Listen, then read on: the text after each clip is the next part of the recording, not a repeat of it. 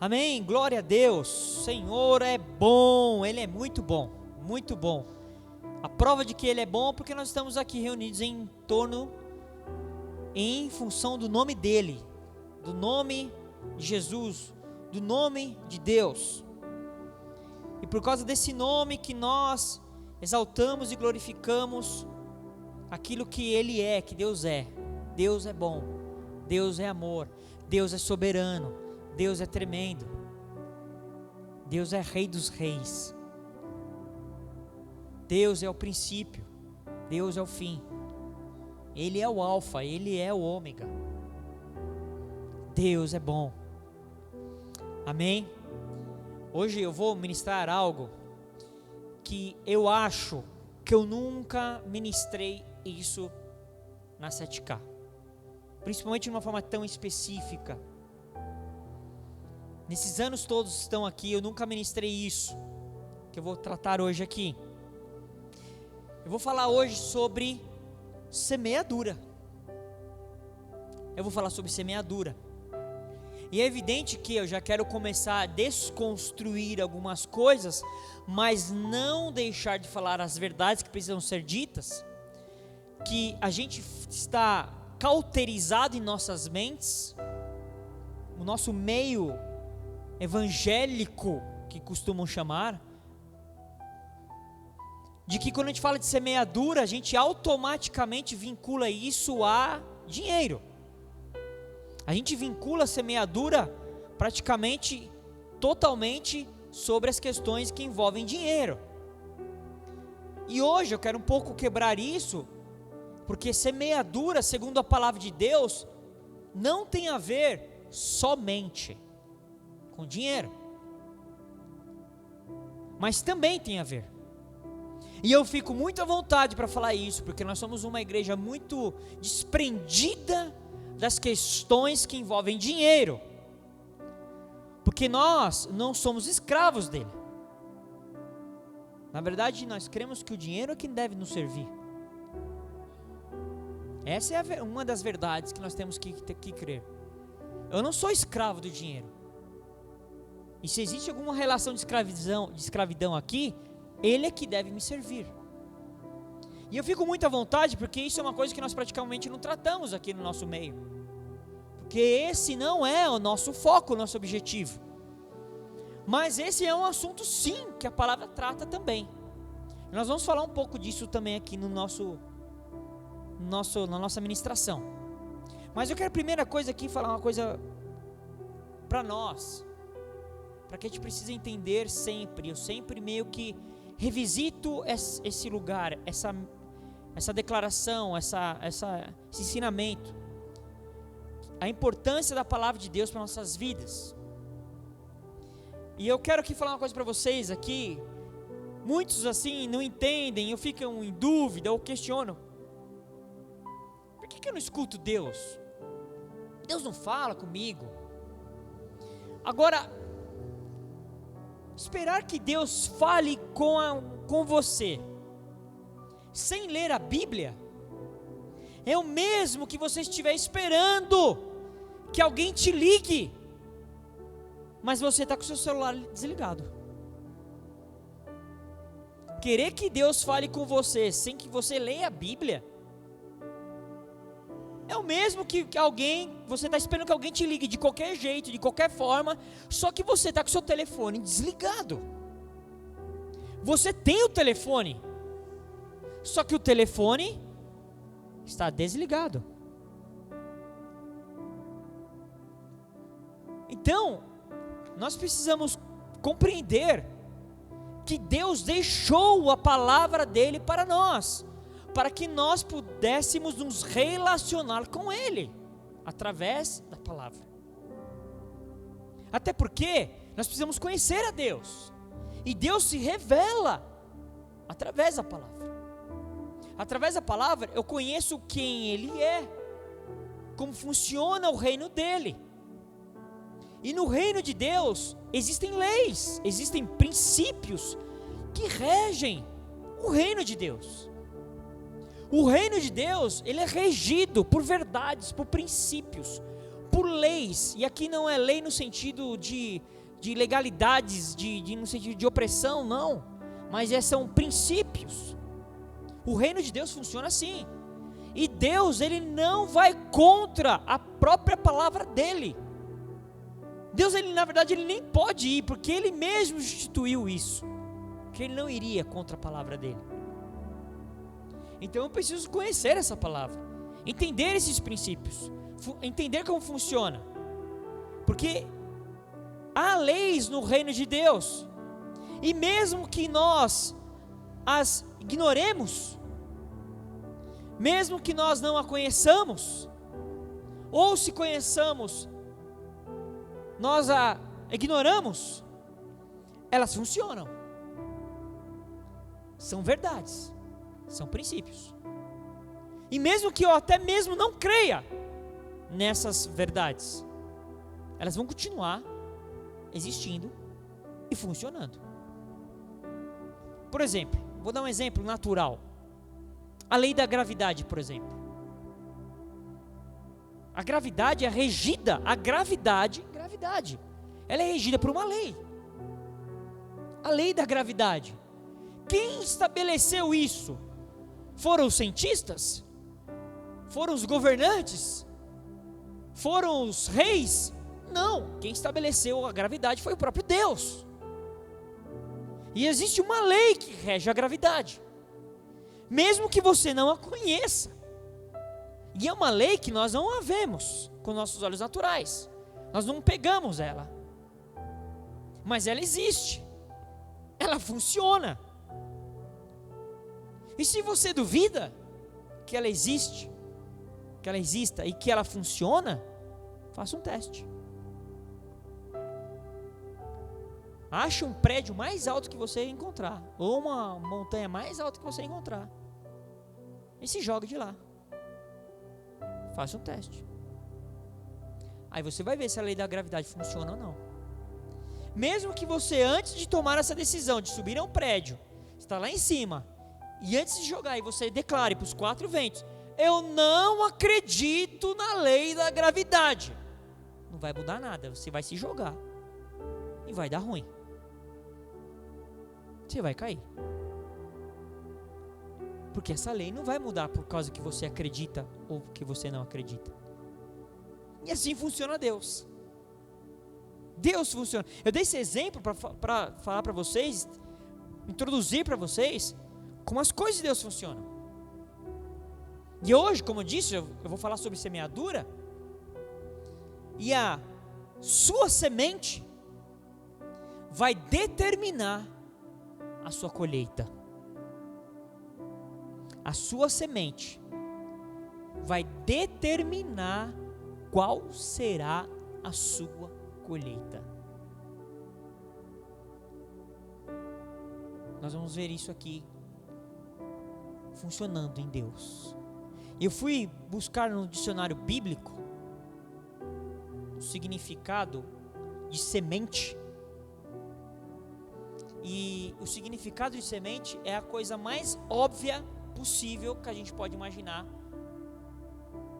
porque é uma coisa óbvia, porque nós conhecemos desde sempre como funcionam as plantas, como funcionam as coisas em relação às árvores, às plantas.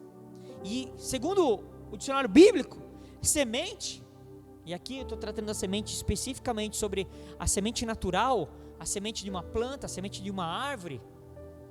A semente é um organismo essencial que permite à espécie perpetuar-se. Então, para uma espécie se perpetuar, ela precisa de semente. Se a semente parar, se parar de gerar sementes, aquela espécie vai acabar. Então a semente, por que Deus também dá a semente? Porque é uma das formas que Deus estabelece para que nós possamos perpetuar as coisas que Deus estabeleceu, para que as coisas continuem na sua história.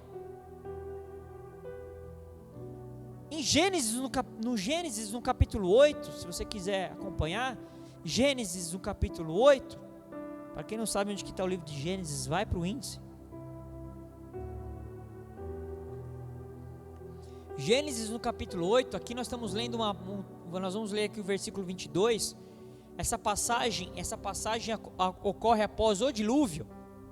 Após ter ocorrido o dilúvio, Deus faz uma declaração aqui, uma promessa, uma verdade, que Deus liberou, Deus estabeleceu, Deus firmou, e olha o que ele diz, Gênesis 8, 22, também nunca mais destruirei todos os seres vivos, como fiz dessa vez, e olha o que ele fala, enquanto o mundo existir, sempre haverá semeadura e colheita, frio e calor, verão e inverno, dia e noite. Mas Deus declarou e estabeleceu que, enquanto o mundo existir, sempre haverá semeadura e colheita. Essa é uma verdade de Deus. Acredite você ou não. Então nós temos que entender o seguinte: se essa é uma verdade de Deus, eu preciso fluir nessa verdade. Em Salmos 126, no capítulo 126, no verso 6, aqui é um salmo de alegria, de celebração, um salmo onde que o povo estava celebrando o retorno de uma situação de cativeiro, de prisão, e aqui no verso 6 ele fala assim: aqueles que saíram chorando, levando a semente para semear, voltarão cantando, cheios de alegria, trazendo nos braços os feixes da colheita. Aleluia, aleluia, aleluia, aleluia. Aqueles que saíram chorando, mas com suas sementes para semear, eles vão voltar cantando, se alegrando, festejando, celebrando, adorando a Deus, porque nos seus braços vão estar feixes da colheita. Oh, aleluia, aleluia. Provérbios 11, em Provérbios 11, 18, fala assim: o perverso recebe um salário ilusório. E aqui, deixa eu parar aqui antes de continuar o versículo. Quando ele fala que recebe um salário ilusório, não se confunda com irrisório, com pouco. Porque o perverso, ele pode receber um salário muito alto, mas por causa da sua perversidade no coração, aquilo vai ser uma ilusão, um ilusório. Porque aquilo vai ser comido, vai ser consumido. Mas ele fala assim: mas o que semeia justiça terá recompensa verdadeira. Uau! E aqui, presta atenção, aqui ele não vincula a questão da quantidade, mas a questão do que você semeia. Semeia justiça. Aquele que semeia justiça, aquilo que é justiça, aquilo que é justo, aquilo que é bom, aquilo que é correto perante os olhos de Deus, aquilo que Deus olha e se agrada, isso é justiça perante Deus. Esse, quando semeia justiça, a Bíblia fala que ele vai ter uma recompensa verdadeira. Verdadeira. Mas ele fala também, lá no capítulo 22 de Provérbios, no verso 8, 22, 8, mas o que semeia a injustiça, colhe a desgraça, e a vara da sua indignação será destruída. O que semeia a injustiça, vai colher desgraça. Aquele que é injusto, e aqui injustiça é o inverso da justiça, aquele que faz o mal, aquele que não ama, aquele que não obedece, aquele que faz coisas equivocadas, um injusto, esse daí, ele vai colher desgraça. e a vara da sua indignação será destruída. Eu vou te falar por que isso acontece. Porque lá em Gálatas, eu gostaria muito que você me acompanhasse em Gálatas no capítulo 6. Gálatas 6, a partir do verso 7. Acompanha aí no seu aplicativo ou na sua Bíblia impressa. Gálatas 6, a partir do verso 7. Por que isso tudo aqui que nós estamos falando? Porque Deus estabeleceu o princípio da semeadura e da colheita.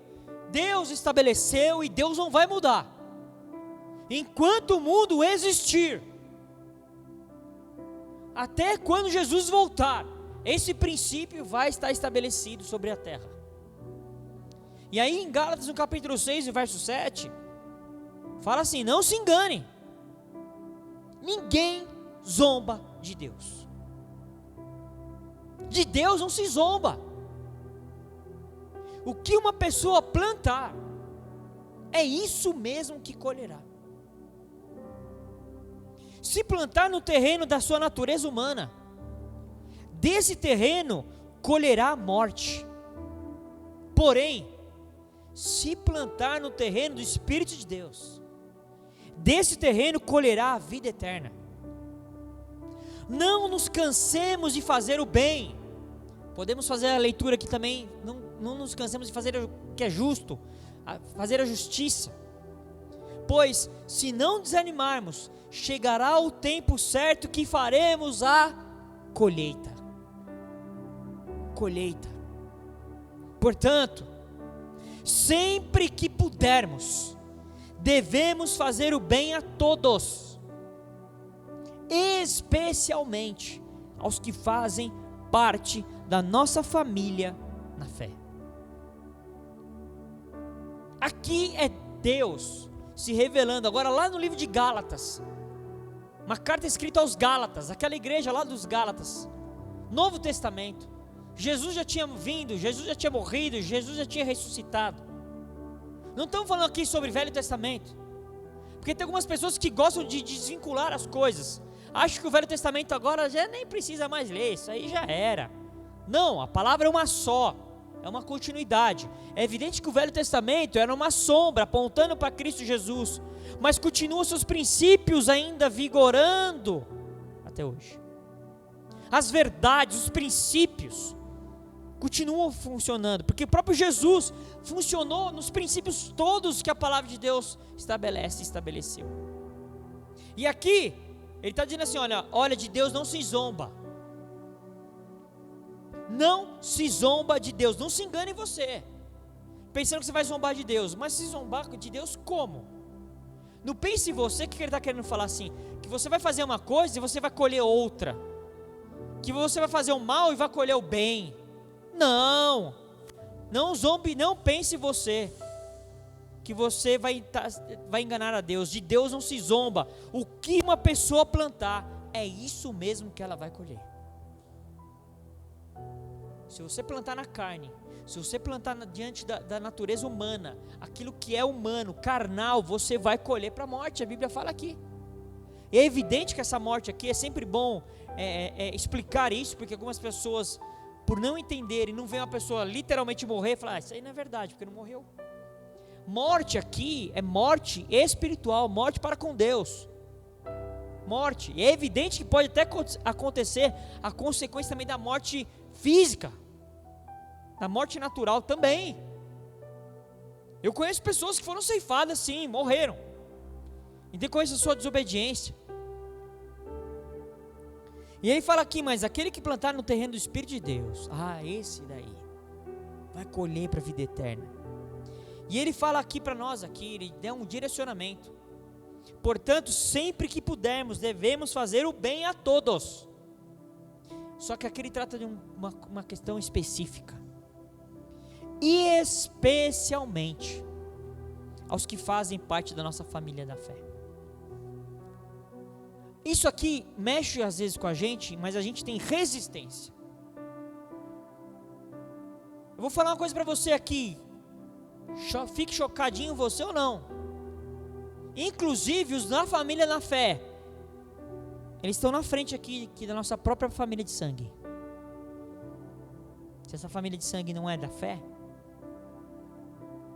se eu só tiver uma coisa para dar, e de repente eu tiver que optar, e não tiver uma direção específica, faça para o da fé.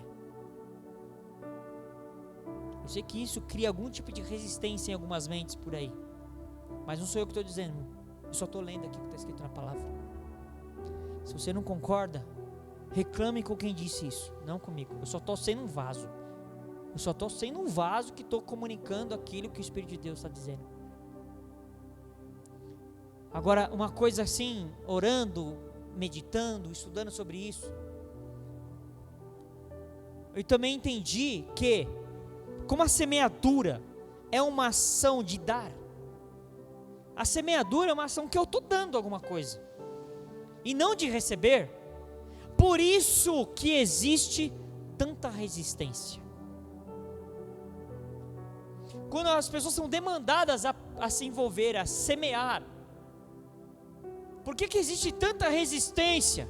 Porque como é um ato de dar, de desprovimento, de entrega, e não de receber, é por isso que nas mentes humanas existe tanta resistência. Se eu colocasse uma placa aqui na frente, uma faixona bem legal, bem grandona, bem chamativa, sexta-feira, venha para o culto da semeadura, você vai vir semear. Eu não sei se virão tantas pessoas. Agora, se no mesmo lugar eu colocasse uma faixa assim: venha sexta-feira, no culto da colheita, venha receber a sua bênção. Eu acho que vai aumentar a quantidade de pessoas aqui. Porque as pessoas querem receber. E existe uma resistência no coração humano em dar. Agora tem um detalhe. Por vezes nós não sabemos se a nossa semente vai dar frutos ou não. Só Deus sabe. Só Deus sabe. Mas o que cabe a nós?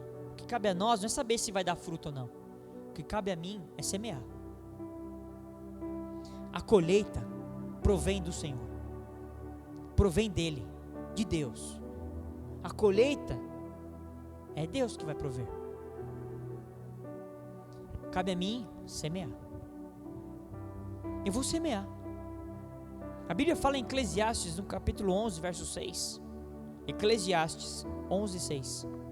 Semeie de manhã e também de tarde, porque você não sabe se todas as sementes crescerão bem, nem se uma crescerá melhor do que a outra.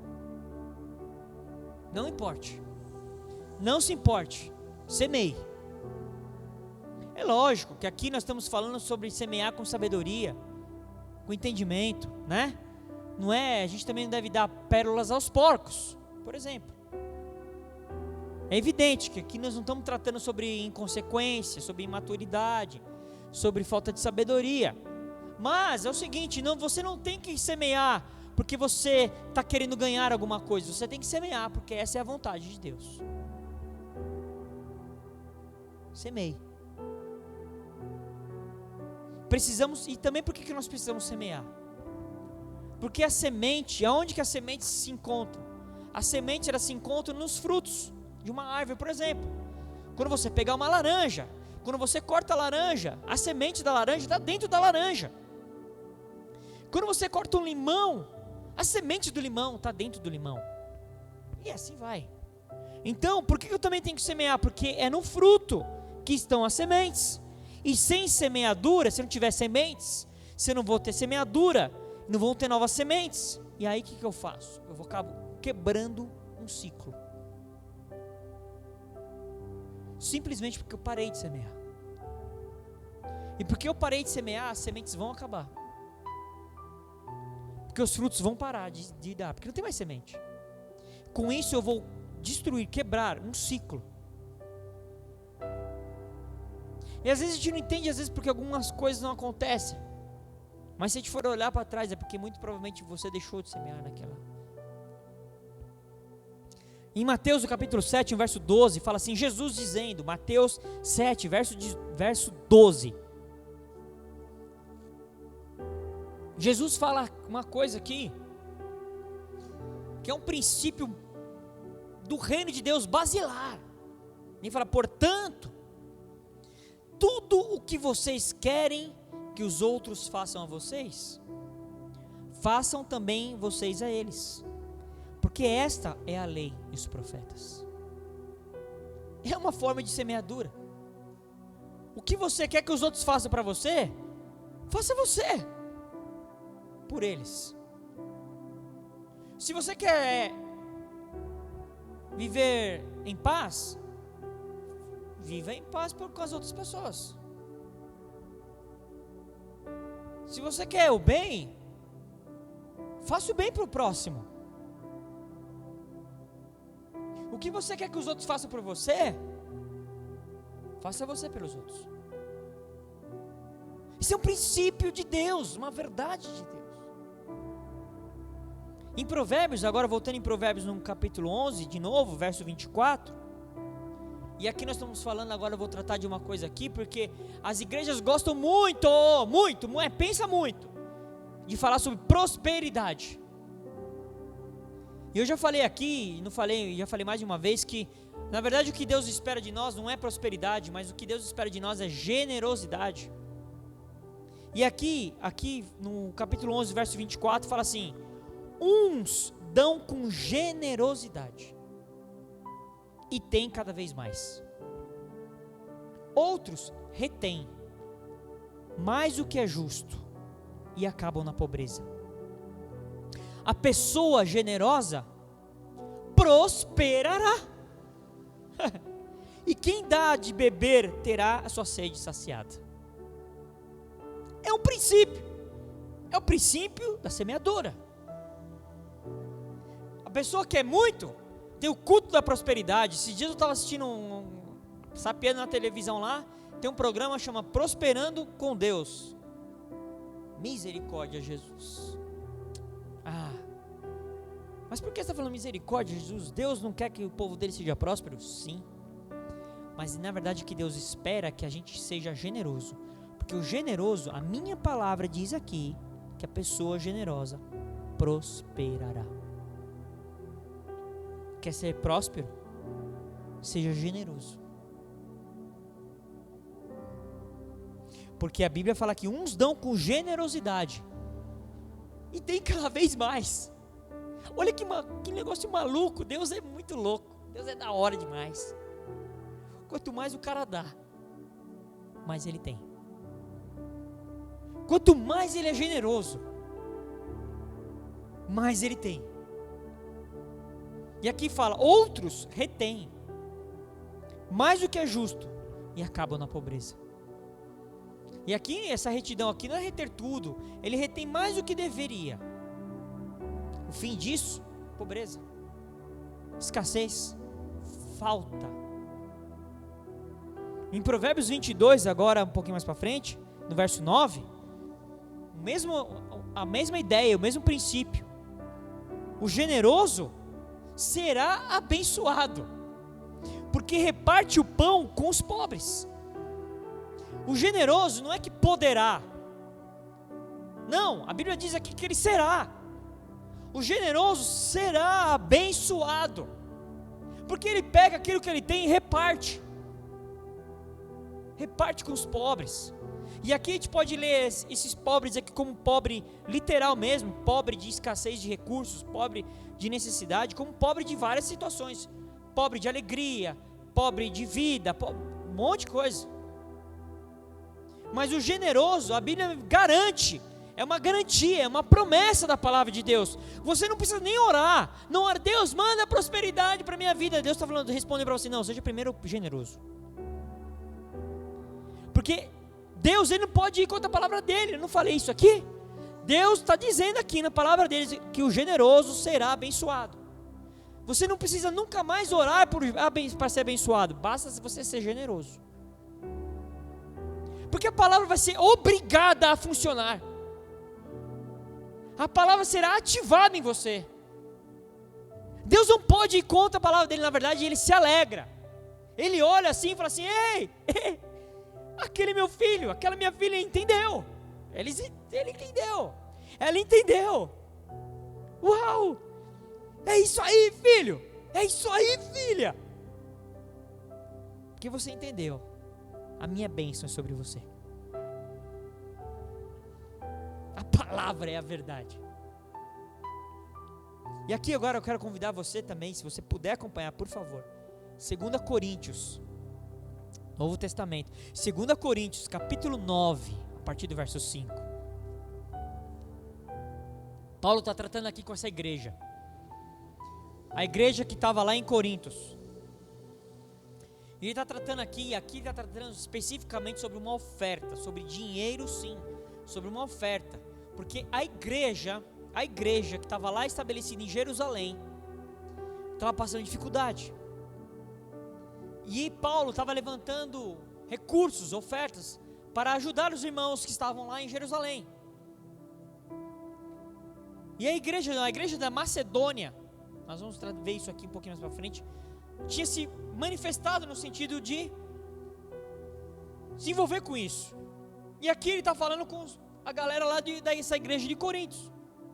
E olha o que ele diz: por isso achei que era preciso pedir aos irmãos que fossem antes de mim para preparar a oferta que vocês prometeram. Deixa eu parar aqui antes de continuar. Eles já tinham prometido que eles iam enviar uma oferta para a igreja de Jerusalém. Só que eles prometeram, eles falaram, eles disseram, mas ainda não tinham feito. A igreja falou: não, nós vamos participar, nós vamos enviar uma oferta aí para ajudar os irmãos que estão passando necessidade. Só que ainda eles não tinham feito nada. E Paulo está escrevendo para eles, e ele fala aqui mais: e assim, quando eu chegar aí, ela já estará pronta, e todos ficarão sabendo que vocês deram ofertas porque quiseram, e não porque foram obrigados. Porque esse é outro princípio aqui que nós temos que entender. Quando você for ofertar, quando você for dar, quando você for dizimar, quando você for ser generoso, você não deve fazer isso porque você está sendo obrigado. Você não deve fazer isso por obrigação, e nem mesmo por obrigação religiosa, por obrigação impositiva, por obrigação doutrinária, por obrigação teológica, por obrigação da igreja onde você está estabelecido, por uma obrigação no sentido do seu líder, seu pastor estabeleceu aquilo, e você está sendo consternado a fazer por obrigação. Não faça por obrigação. E ele fala mais aqui no verso 6, porque olha o que ele diz: lembre disso, olha, ei, não esqueça uma coisa: quem planta pouco, colhe pouco. Quem planta muito, colhe muito. Não esquece. Essa é uma verdade de Deus. É o princípio da semeadura. Plantou pouco, colhe pouco. Plantou muito, colhe muito. Verso 7. Que cada um dê a sua oferta conforme resolveu no seu coração, não com tristeza, nem por obrigação. Porque algumas pessoas dão com tristeza: ai, estou dando aqui essa oferta, estou ajudando aqui a igreja, os irmãos, mas estou com dá uma tristeza porque ele acha que vai faltar, porque ele queria usar aquele dinheiro, porque ele acha que aquele dinheiro podia ser usado em outra situação a favor dele, ou porque ele acha que aquilo vai gerar uma necessidade, ou porque ele queria colocar o dinheiro dele em outra coisa. Então aquilo gera tristeza. E nem por obrigação, como eu acabei de dizer aqui. Nós nunca devemos fazer nada em relação a Deus por obrigação humana. E ele fala aqui: pois Deus ama quem dá com alegria. Cara, uma vez eu vi um vídeo, faz tempo isso já, e isso está subindo na minha memória agora aqui, ao meu coração. Eu creio que é o Espírito de Deus. Eu vi um vídeo, salvo engano era na África, num ambiente de muita escassez. Mas aquele povo, na hora da oferta, na hora dos dízimos, das ofertas, das contribuições, eles vinham trazendo suas ofertas, a sua contribuição, eles vinham dançando, salmodiando, cantando, louvando a Deus, porque eles estavam podendo ofertar, com uma alegria, porque eles tinham o que oferecer, mesmo dentro de um ambiente de escassez. Cara, era impressionante aquilo. A gente vê o vídeo, não tem como a pessoa não se comover, não se mover, não ser movido por Deus ali. Os caras faziam uma alegria, uma dança, salmodiavam numa alegria a plena, porque ele estava podendo ofertar. Quando você ofertasse, você deveria estar sempre alegre. Deus, obrigado pela possibilidade que o Senhor me deu de ofertar, porque se eu estou ofertando é porque o Senhor me deu essa condição, e não aquele jeito bem, oh Senhor, pela misericórdia, não, com alegria, sabendo que Deus é o nosso provedor, Ele é a fonte dos nossos recursos. Se eu tenho algo, é porque Ele me deu. E Ele continua aqui, verso 8: e Deus pode dar muito mais do que vocês precisam, para que vocês tenham sempre tudo o que necessitam, e ainda mais do que é o necessário, para fazerem todo tipo de boas obras. Tem gente que acha que Deus vai dar mais para ele gastar à vontade, viajar para Bahamas, beleza. Não, Deus dá mais sim do que nós precisamos, do que nós necessitamos, para que a gente possa fazer todo tipo de boa obra. E Ele fala mais assim: como dizem as Escrituras Sagradas, Ele dá generosamente aos pobres, e a sua bondade dura para sempre. E Deus, que dá a semente para semear e pão para comer, também dará a vocês todas as sementes que vocês precisam, e fará com que elas cresçam e deem uma grande colheita, como resultado da generosidade de vocês. Estou falando sobre semeadura, como falei aqui, mas dentro desse conceito de princípio de semeadura, está embutido a generosidade, o princípio da generosidade. Como eu falei aqui, a colheita não cabe a nós, é Deus, porque aqui está falando, Ele fará com que elas cresçam, quem faz é Deus. Deem uma grande colheita, quem faz isso é Deus. Como resultado do quê? Como resultado do quê? Da sua generosidade. Quando nós somos generosos, Deus cuida da gente. Eu aprendi uma coisa muitos anos atrás, e eu entendo isso como verdade e aplico isso na minha vida. Quando eu cuido das coisas de Deus, Deus cuida das minhas.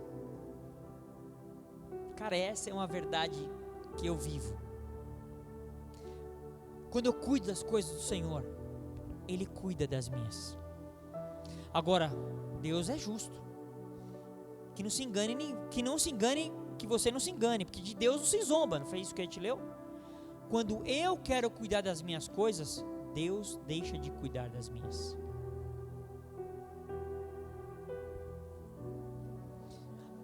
Aqui, quando a gente lê aqui no verso 7, que cada um dê sua oferta conforme resolveu no seu coração. Algumas traduções, em vez de ser resolveu no seu coração, tem aí propôs no seu coração, amém? Alguns irmãos aí o pessoal tem aí como você propôs no seu coração. Algumas traduções propôs no seu coração, está correto também, não está equivocado não, está corretíssimo. Porque essa palavra aqui no original, que na minha tradução aqui está resolveu, algumas estão propôs, essa palavra significa assim, resolveu, propôs. Olha o que significa essa palavra: aquilo que você propôs no seu coração, aquilo que você propôs, aquilo que você resolveu no seu coração, significa aquilo que eu proponho a quem? A mim mesmo. Não é assim, eu proponho para que a minha esposa faça. Não é eu proponho para que as minhas filhas façam.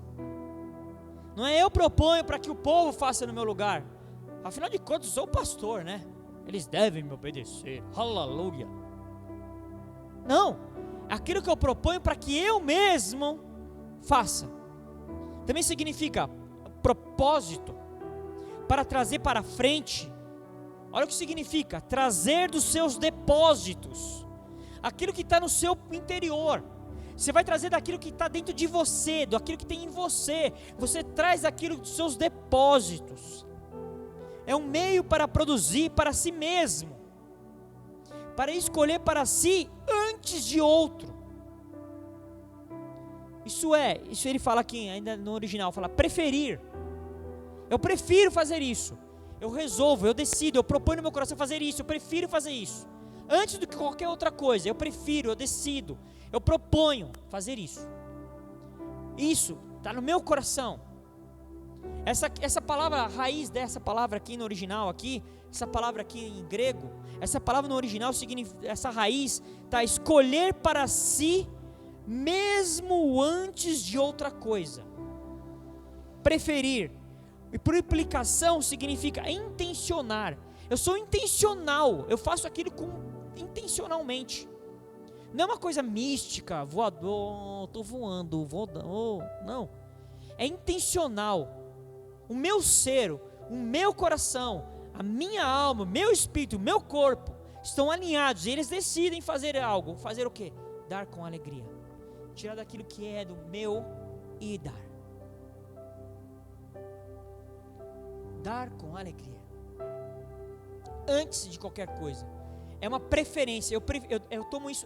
Quando a gente fala dar uma preferência, significa antes de qualquer coisa. Deus tem que ter sempre a primazia na minha vida. Não é assim, eu ganho X, aí eu vou ver o que eu tenho que pagar. Tenho que pagar isso. Sobrou. Sobrou um negocinho aqui. É isso aqui eu dou. Não. Deus tem a primazia da minha vida. A Bíblia fala em Lucas, no capítulo 6, verso 37. Também palavras de Jesus aqui. Lucas 6, 37. Não julguem e vocês não serão julgados. Princípio da semeadura. Não condenem e vocês não serão condenados. Perdoem, serão perdoados. Deem e será dado. E o que será dado? Boa medida, prensada, sacudida e transbordante será dada a vocês, porque com a medida com que vocês tiverem medido, vocês serão medidos também. Semeadura e colheita. Mas aquilo que você vai receber vai ser uma medida boa, prensada, sacudida, transbordante. Porque dentro do princípio da semeadura e da colheita, existe uma verdade, que é o princípio da proporção. Nós recebemos na mesma proporção que eu dei. Plantei pouco, vou colher pouco. Plantei muito, eu vou colher muito. Mas com o coração reto. Não é fazendo aquelas continhas que o crente aprendeu a fazer, quer fazer. 30, 60, assim, eu vou dar isso aqui, porque eu vou ganhar lá na frente. Não. Se fez isso, o coração já está equivocado. Lá em Mateus, no capítulo 6, verso 21, Jesus também fala aqui, Mateus 6, 21, porque onde estiver o seu tesouro, aí estará o seu coração. Tesouro aqui, algumas traduções também falam riquezas. Aqui não é só literal, não é só questão de dinheiro, de recursos, de bens. Aqui é valor, no sentido de valor. Tem pessoas que colocam pessoas, dão um valor absurdo para pessoas, para coisas. Tem gente que dá um valor absurdo para animal, para condição social, para posição de trabalho. Hoje o que tem de gente absurdamente dando um valor absurdo para suas questões e suas redes sociais. Tem pessoas que passam mal se a quantidade de likes dela diminui de um post para outro. Tem pessoas que ficam mexidas com isso. Isso é uma riqueza para elas. Isso é uma riqueza. Jesus falou: onde tiver sua riqueza, aí vai estar seu coração. Porque Jesus sabe que se Ele capturar nossas riquezas, Ele vai capturar o nosso coração. Se as minhas riquezas eu as entreguei ao Senhor, Ele ganhou meu coração. Aonde estiver a sua riqueza, o seu valor, aí vai estar o seu coração também. O seu coração vai estar nisso. Pode ser um casamento, pode ser filhos, pode ser cargo dentro de uma igreja, pode ser cargo dentro de uma empresa, um cargo dentro de uma questão pública, pode ser os seus recursos, os seus bens, sei lá. A maneira com que nós nos relacionamos com o nosso dinheiro, com nossas riquezas, demonstra a condição do nosso coração. Se você coloca a riqueza sempre na frente das outras coisas, aí está mostrando como que está o seu coração.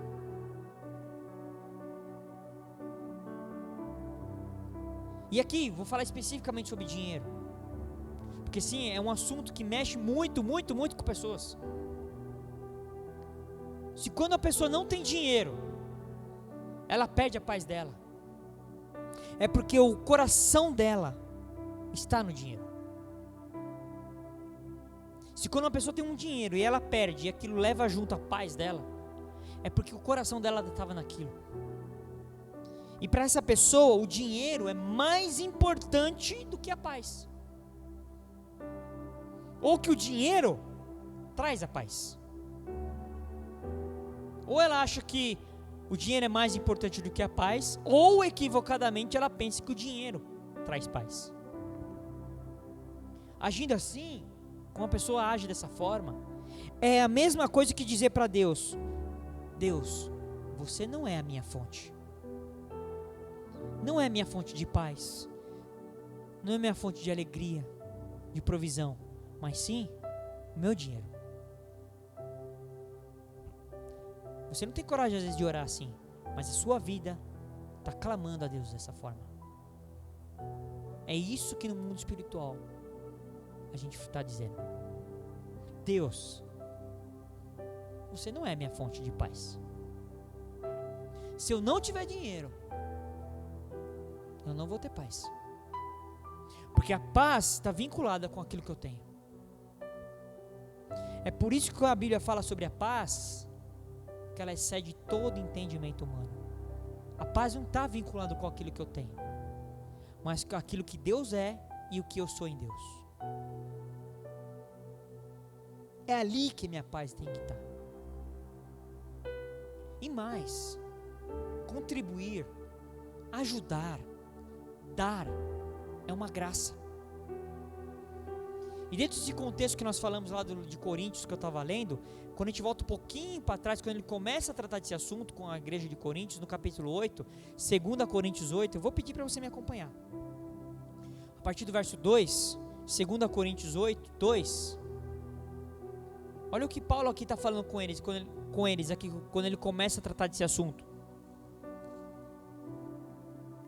Porque no meio de muita prova de tribulação, aqui ele está falando sobre a igreja de Macedônia, que ajudou a igreja de Jerusalém, que estava passando necessidade.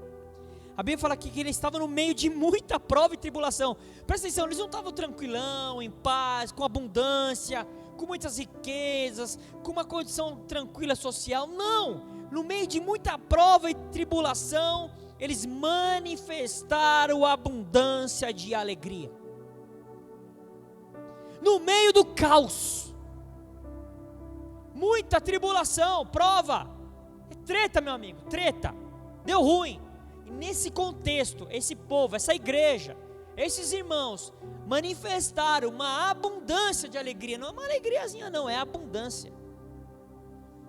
A abundância de alegria e a profunda pobreza deles. E aqui ele está dizendo sobre a dificuldade que eles tinham com os recursos. Eles tinham poucos recursos. Pobreza aqui é nesse sentido. Eles não tinham, era uma igreja que não tinha muitos recursos. Eles falam assim, mesmo nessa condição, a profunda pobreza deles transbordou em grande riqueza de generosidade. Uau! Isso é ser igreja. Isso é ser igreja. Grande riqueza de generosidade. E ele fala, olha o que ele fala no verso 3.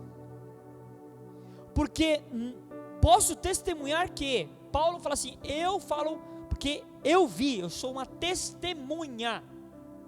De quê? Que na medida das suas posses, daquilo que eles tinham, e mesmo acima delas, não era só assim, eu tenho três carros, eu tenho um barco, eu tenho um jet ski. Não. Eles, as posses deles, mas e mesmo acima, a Bíblia fala aqui, eles contribuíram de forma voluntária. Agora eu vou contar para você o que ele falou no verso 4. Sabe o que esses irmãos fizeram? Não só pegaram lá e deram com alegria, com generosidade.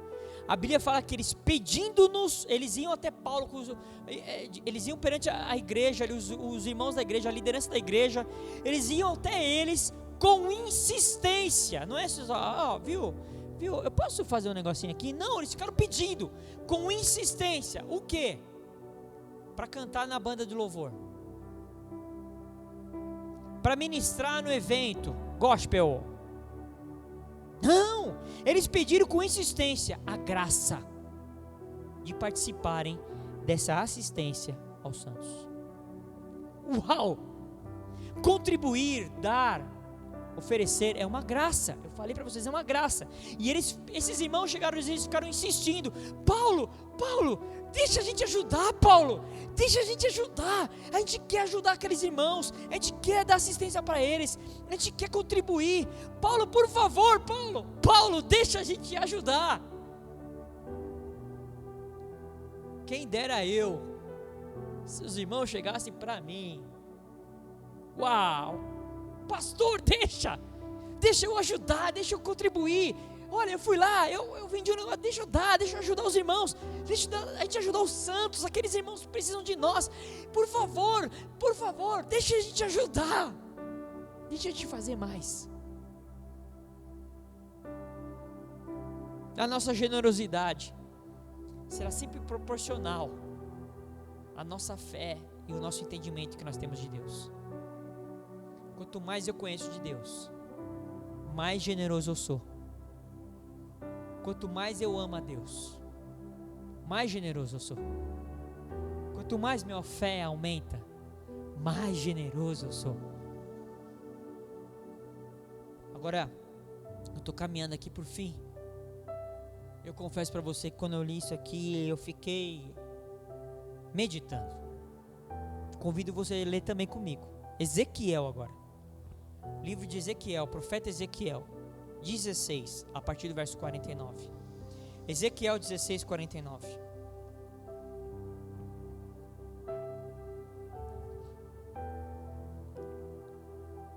Ezequiel 16, a partir do verso 49, olha o que está escrito. Eis que esta foi a iniquidade da sua irmã Sodoma. Vou parar aqui rapidinho, só contextualizar para quem não conhece a história. Lá em Gênesis, fala da história dessa cidade, Sodoma e também Gomorra. Que essas cidades foram destruídas pelo Senhor, porque era uma cidade perversa, elas eram muito perversas, aquele povo era muito perverso. Era um povo ruim, perverso. Era um povo que eles tinham perversidade na área sexual profunda. Eles fizeram o que era muito mal aos olhos do Senhor. E Deus destruiu essa cidade, simplesmente Deus destruiu. A Bíblia fala que Deus mandou fogo dos céus e enxofre e destruiu tudo. Sodoma e Gomorra é uma simbologia de um povo perverso. E aqui, lá no livro de Ezequiel, está falando sobre isso aqui. Mas olha o que acontece, olha o que aconteceu com essa cidade. Eis que foi esta a iniquidade da sua irmã Sodoma. Ela e suas filhas foram orgulhosas, tiveram fartura e pão e próspera tranquilidade, mas nunca ampararam os pobres e os necessitados. Verso 50: foram arrogantes e fizeram abominações diante de mim. Ao ver isso, Deus falando, ao ver isso, eu as removi daquele lugar. Ai, eu pensava que era só por causa das abominações, da perversão na área sexual. Aquilo é onde que mais assim a gente meio que trata sobre essa questão de Sodoma e Gomorra. Mas aqui eu confesso que eu sofri um certo impacto no meu coração quando eu vi que na verdade o que tinha ali de muita perversidade também estava arraigado num coração orgulhoso, arrogante, e porque eles não eram generosos. A Bíblia fala: tiveram fartura de pão e próspera tranquilidade, mas nunca ampararam os pobres e os necessitados. A Bíblia fala: Deus vendo isso, eu removi elas daquele lugar, destruí. Por quê? Elas tinham fartura, tinham pão, tinham tranquilidade, mas nunca ajudaram aqueles que precisavam.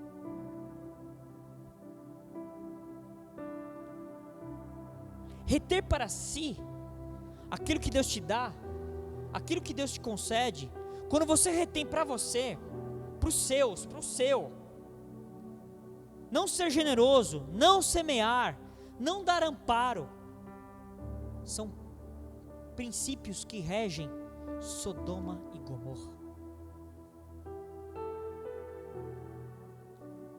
Agora, aonde que eu orando em relação a isso, e houve um despertar no meu coração. Hoje, muitas igrejas são como Sodoma e Gomorra. Tem fartura, tem pão, tem tranquilidade, mas só pensam em si, são arrogantes e não ajudam os outros. Sodoma e Gomorra, Deus irá remover. Igrejas com grandes potenciais, grande estrutura, e às vezes tem uma igreja no mesmo bairro, pequenininha, do lado, irmãos da fé, e não os tratam como irmãos, não vão dar apoio, não dão ajuda, pelo contrário, colocam como fossem concorrentes. Sodoma e Gomorra.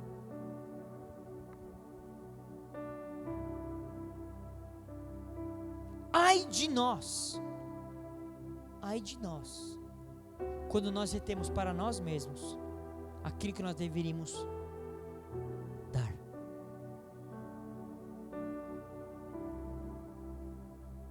Eu vou fazer uma figura aqui. Um barco, quando ele está ancorado, está no porto, ancorado, ele está seguro, sim ou não? Quando ele vai lá, chega até um porto, ele fica ancorado, ali ele está seguro, sim ou não? Sim, ele está ali seguro, protegido. Só que não é para isso que ele foi feito. Um barco não foi feito para ficar ancorado. O barco foi feito para navegar. Tem muita gente que é como se fosse um barco, ancorado no porto, não sai de lá de jeito nenhum. Não me tira daqui, porque aqui é meu lugarzinho do conforto. Aqui eu estou protegidinho, segurinho. O meu conforto. Não me demanda ir para o mar não, porque eu tenho medo. Ah, lá não vou. Mas você foi feito para navegar os mares do Senhor. Em Atos 1, capítulo 20, verso 35, Atos agora 20, 35, fala assim: em tudo tenho mostrado a vocês que, trabalhando assim, é preciso socorrer os necessitados e lembrar das palavras do próprio Senhor Jesus. O que Jesus disse? Mais bem-aventurado é dar do que receber. Mais bem-aventurado é dar do que receber. Melhor é dar do que receber. Quem disse isso foi Jesus. E quando Jesus diz algo, está dito, é a verdade. É muito melhor dar do que receber. Em Deuteronômio, agora 16, lá no Velho Testamento, quando Deus estabelece para o povo de Israel várias coisas ali para eles, que eram coisas que depois a gente entende hoje, que eram princípios para que a gente pudesse compreender o de hoje. Apesar de o judeu levar isso na literalidade, e aqui Deus não queria, na verdade, mostrar a literalidade, Ele queria apontar para algo. Ele instituía algumas festas que o povo deveria cumprir. As festas dos tabernáculos, do Pentecostes, a Páscoa e outras, aqui essas três principalmente. Só que ele fala aqui no verso 16 do capítulo 16, verso 16 e depois no verso 17, 3 vezes no ano, todo varão entre ti aparecerá perante o Senhor, teu Deus, no lugar que escolher, na festa dos pães asmos, na festa das semanas e na festa dos tabernáculos. Ele fala assim, todo judeu, todo varão tem que aparecer diante do Senhor, nessas festas. E ele fala aqui, porém, não aparecerá de mãos vazias perante o Senhor. Verso 17, cada um oferecerá na proporção em que possa dar, segundo a bênção que o Senhor, seu Deus, lhe houver concedido. Princípio: nunca chegue diante a presença do Senhor de mãos vazias. E aqui eu não estou falando simplesmente de dinheiro, não leia isso, pode ser também, mas nunca vá diante da presença do Senhor sem algo para você oferecer. Nunca venha para uma reunião com a postura pedinte. Você pode estar passando a maior tribulação que você estiver passando, você sempre tem algo a oferecer para alguém. Nem que seja uma palavra de conselho, nem que seja um abraço, nem que seja a disposição de ajudar em algo, nem que seja uma oração. Porque às vezes a gente acha que essas coisas são tão pequenas, mas para Deus isso é tão tremendo, tão grande. E sim, também, os seus recursos. Não apareça diante do Senhor com as mãos vazias, mas dê conforme a proporção daquilo que o próprio Deus te deu. Porque foi Deus que te deu essa bênção. Toda semeadura é uma escolha. E eu estou terminando. Lendo, que está um pouquinho mais para frente, Deuteronômio 30, verso 19. 30, 19. Nesse dia eu chamo o céu e a terra como testemunhas contra vocês. E lhes dou a oportunidade de escolher entre a vida e a morte, entre a bênção e a maldição. Mas Deus aqui dá a dica: escolham a vida, para que vocês e seus descendentes vivam muitos anos. A semeadura é uma escolha. Josué, no capítulo 24, verso 15, ele fala assim: mas se vocês não querem ser servos do Senhor, decidam hoje a quem vão servir. Escolham, é uma escolha. Resolvam se vão servir os deuses dos seus antepassados adoravam na terra da Mesopotâmia, ou os deuses dos amorreus, na terra em que vocês estão morando agora. Ele fala assim: porém, eu e a minha família serviremos a Deus, o Senhor. É uma escolha. 1 Reis 18, 21. Elias chegou perto do povo e disse, 1 Reis 18, 21. Até quando vocês vão ficar em dúvida sobre o que vão fazer? Se o Senhor é Deus, adorem o Senhor. Mas se é Baal, Se Baal é Deus, adorem Baal. Porém o povo não respondeu nada. É uma escolha. E eu termino falando aqui do versículo que talvez seja o versículo mais conhecido do meio gospel. João 3:16.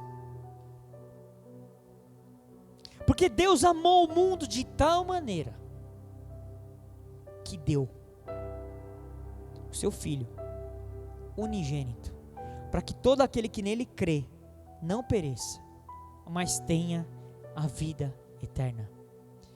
Deus não só estabeleceu algo para nós, como Ele mesmo foi o exemplo. A Bíblia fala que Deus amou o mundo de tal maneira, de tal forma, ao ponto dele dar o seu Filho. Ele não só estabeleceu as verdades, os princípios, Ele mesmo entrou em operação na verdade. Deus deu.